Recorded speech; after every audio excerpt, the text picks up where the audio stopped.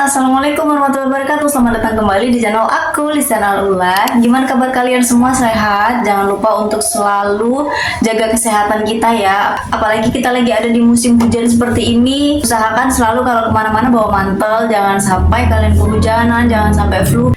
Biar kita selalu sehat untuk bisa ngejalanin kehidupan kita setiap hari. Hari ini aku mau bahas topik yang sering banget bikin kita penasaran, yaitu malam pertama. Nah, kita bahas lagi malam pertama ya. Setelah beberapa kali kita bahas masalah malam pertama, apa yang harus dipersiapkan, dan mitos-mitos tentang malam pertama, hari ini kita bakal bahas tips malam pertama biar lancar, nyaman, dan menyenangkan, dan bahkan bakal menjadi momen kalian yang bisa dikenang seumur hidup. Oke, kita mulai dari yang paling sering banget jadi pertanyaan, yaitu malam pertama itu sebenarnya harus berdarah atau enggak? Kalau ternyata enggak berdarah, apakah ini tanda-tanda bahwa perempuan ini sudah tidak perawan atau ada faktor lain? Nah, karena pemahaman kita selama ini ketika malam pertama atau berhubungan suami istri itu perempuannya tidak berdarah, bisa jadi dia sudah tidak perawan atau dia tidak menjaga kesuciannya selama sebelum nikah. Nah, sebenarnya benar nggak sih kalau berhubungan suami istri atau malam pertama untuk pertama kalinya ini harus berdarah? Sebenarnya jawabannya simpel teman-teman, nggak harus berdarah. Darah di malam pertama itu sering banget dikaitkan kan dengan selaput darah atau himen ya. Padahal bentuk himen setiap perempuan itu beda-beda, beda banget. Ada yang elastis, ada yang gampang robek, bahkan ada juga yang nggak punya. Jadi setiap perempuan itu terlahir dengan beda-beda himennya. Selain itu, kalau sampai berdarah, seringnya itu tanda kalau hubungan yang kurang nyaman buat perempuan, mungkin karena kurang foreplay atau tekniknya terlalu buru-buru. Jadi lebih baik fokus ke gimana cara bikin malam pertama jadi pengalaman yang menyenangkan dan terkesan sampai seumur hidup, bukan malah bikin trauma ya. Karena ternyata banyak kisah malam pertama mereka itu tidak sukses karena kurang pengalaman. Jadi simpelnya jawaban dari pertanyaan kita selama ini, apakah perempuan itu ketika berhubungan suami istri pertama kali harus berdarah? Jawabannya tidak ya teman-teman, nggak harus berdarah ya. Karena itu tadi, tidak semua perempuan itu memiliki selaput darah, atau ada juga yang selaput darahnya terlalu elastis atau juga terlalu dalam. Jadi ini peringatan ya untuk para suami, jangan sampai karena masalah darah di malam pertama ini kalian akhirnya mencurigai istri kalian. Kenapa istriku pertama kali berhubungan kok tidak berdarah? Apakah dia sebenarnya sudah tidak perawan? Jangan seperti itu ya teman-teman. Tapi memang bisa jadi dia sudah pernah berhubungan suami istri, atau bahkan memang dia tidak memiliki selaput darah. Jadi hal ini jangan sampai kalian permasalahkan secara besar-besaran ketika sudah dalam hubungan pernikahan gara-gara malam pertamanya perempuannya tidak berdarah. Kemudian pertanyaan yang sering banget ditanyain di malam pertama, yaitu sebenarnya ketika berhubungan pertama kali di malam pertama itu sakit atau enggak? Nah, sakit di malam pertama itu normal atau tidak teman-teman? Nah, sekarang kita bahas soal rasa sakit ya. Banyak banget yang bilang kalau malam pertama itu wajar banget kalau sakit. Tapi bener nggak begitu? Ternyata sakit di malam pertama itu malah tidak normal teman-teman. Kalau terasa sakit berarti ada yang salah dengan cara berhubungannya.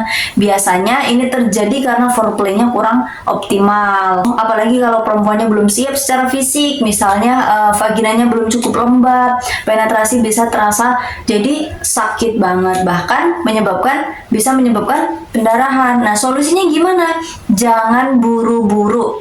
Lakukan foreplay itu dengan baik, dengan nikmat, prosesnya dimaksimalkan dulu, biarkan keduanya sama-sama nyaman. Baru kalau semuanya dilakukan dengan sabar, rasa sakit itu nggak akan muncul teman-teman. Jadi pinter-pinternya suami, pinter-pinternya istri untuk optimalkan foreplaynya terlebih dahulu sebelum melakukan hubungan seksual. Nah, pertanyaan yang ketiga biasanya soal persiapan malam pertama. Kalau soal mitos sudah paham semuanya ya, sekarang kita masuk ke hal-hal yang nggak kalah penting nih. Persiapan malam pertama, apa sih yang harus dilakukan ketika malam pertama biar semuanya itu berjalan dengan lancar? Nah, supaya malam pertama itu berjalan lancar, ada beberapa hal yang perlu kita persiapkan, teman-teman. Yang pertama, edukasi seksual. Mulai dari cara pahami dulu tahapan hubungan seksual. Seperti foreplay dulu, penetrasi, sampai afterplay. Nah, hal ini jangan dianggap tabu, karena ini penting banget, teman-teman. Kita harus tahu cara berhubungan seksual yang baik, cara foreplaynya yang baik seperti apa, cara penetrasinya seperti apa, dan setelah berhubungan itu juga caranya seperti apa. Dan kita sebelum pernikahan itu harusnya sudah dipersiapkan pengetahuan tersebut. Kita bisa belajar dari banyak sumber, kayak misalnya dari buku. Kalau kalian yang muslim, kalian bisa belajar dari kitab Qurratul Uyun atau dari kitab-kitab rumah tangga yang lainnya. Ingat, jangan dari video porno ya teman-teman. Kenapa? Karena video porno itu sebenarnya bukan edukasi. Video porno itu adalah ajang untuk kebutuhan para laki-laki untuk memenuhi ekspektasinya. Padahal tidak ada hubungan suami istri yang seperti ada di video porno tersebut, karena video porno tersebut tuh tidak menunjukkan kenyamanan antar keduanya. Jadi buat kalian nih, para laki-laki atau para perempuan yang biasa nonton film porno, kalian akan ke-trigger bahwa hubungan suami istri itu harus seperfect yang ada di video porno. Tidak, teman-teman. Sebenarnya video porno itu tidak patut untuk dijadikan contoh pembelajaran tentang hubungan seksual ya. Yang kedua, kita juga harus persiapkan sebelum malam pertama, yaitu tes kesehatan reproduksi. Pastikan kamu dan pasangan kamu sudah bebas dari penyakit menular seksual ya guys, atau kondisi lain yang bisa mempengaruhi hubungan suami istri. Makanya kalau di sebelum pernikahan itu kita biasanya ada tes kesehatan untuk perempuan, tapi banyak laki-laki yang tidak ikut tes tersebut. Padahal sebenarnya itu penting, teman-teman, tes untuk kita tahu apakah ada penyakit menular seksual dari diri kita. Jangan sampai karena kita tidak mempersiapkannya dengan baik waktu sebelum pernikahan, akhirnya penyakit yang kalian derita itu malah menular ke pasangan kalian. Jangan sampai ya teman-teman. Terus persiapan yang ketiga yaitu komunikasi dengan pasangan.